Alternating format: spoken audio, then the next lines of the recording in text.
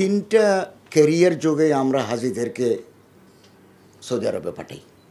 Bangladesh Biman, Saudi airlines, flynas. এটা approved by the Saudi government and Bangladesh government. অন্য ক্যারিয়ারে যাওয়া যায় কি না সেটা আমরা চিন্তা ভাবনা করব, অন্য কোনো ক্যারিয়ারে দেওয়া যায় কি না। কিন্তু সৌদি গভর্নমেন্টের একটা বিধিনিষেধ আছে, এই ফ্লাইনাসও সৌদি আরবের, আর সৌদি এয়ারলাইন্সও সৌদি আরবের, কেবল আমাদের বাংলাদেশ। থার্ড ফোর্থ কোনো ক্যারিয়ার দেওয়া যায় কি না এটা আমরা বিবেচনা করে দেখব। আপনি দুর্নীতির একটা কি কথা বললেন যে যমুনা টিভি ওয়াকফ, হ্যাঁ,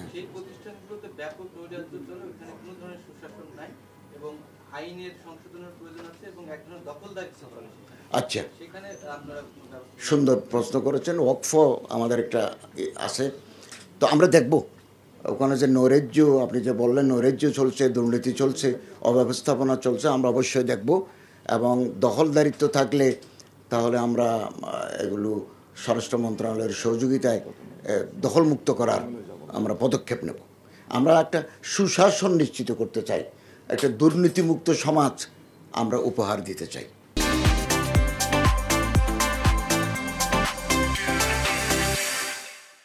হজ নিয়ে যেটা বললেন, গত বছর একজন এজেন্সির মালিক টাকা ব্যাংক থেকে অর্ধেক টাকা তুলে তিনি পালিয়ে গিয়েছিলেন এবং সচিব মহোদয় উদ্যোগ নিয়ে ওনাদেরকে হজে পাঠাবার ব্যবস্থা করেছেন। 682 জনকে পাঠানোর ব্যবস্থা করা হয়েছে। আগামী দিনেও আমরা অত্যন্ত সচেতন থাকব। আমরা হজের ইউনিট নিয়ে বসব, কীভাবে সহজতর করা যায়, মানুষ যাতে এই পবিত্র ইবাদত করতে গিয়ে প্রতারিত না হন, এ ব্যাপারে আমরা গুরুত্বপূর্ণ পদক্ষেপ নেব। আর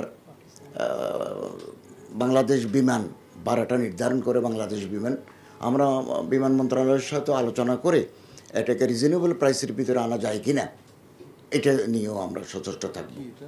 এবং এই এজেন্সিগুলোর ভিতর ভালো এজেন্সিগুলো আছে যারা হাজিদেরকে সুন্দর সেবা দিচ্ছেন।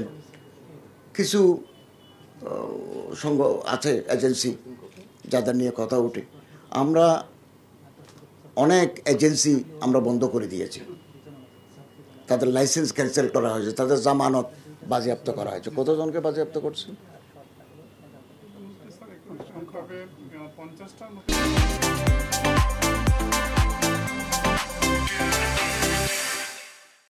50টার মতো এজেন্সি আমরা লাইসেন্স ক্যান্সেল করেছি এবং তাদের জামানত বাজেয়াপ্ত করেছি, যারা অনিয়মের সাথে যুক্ত।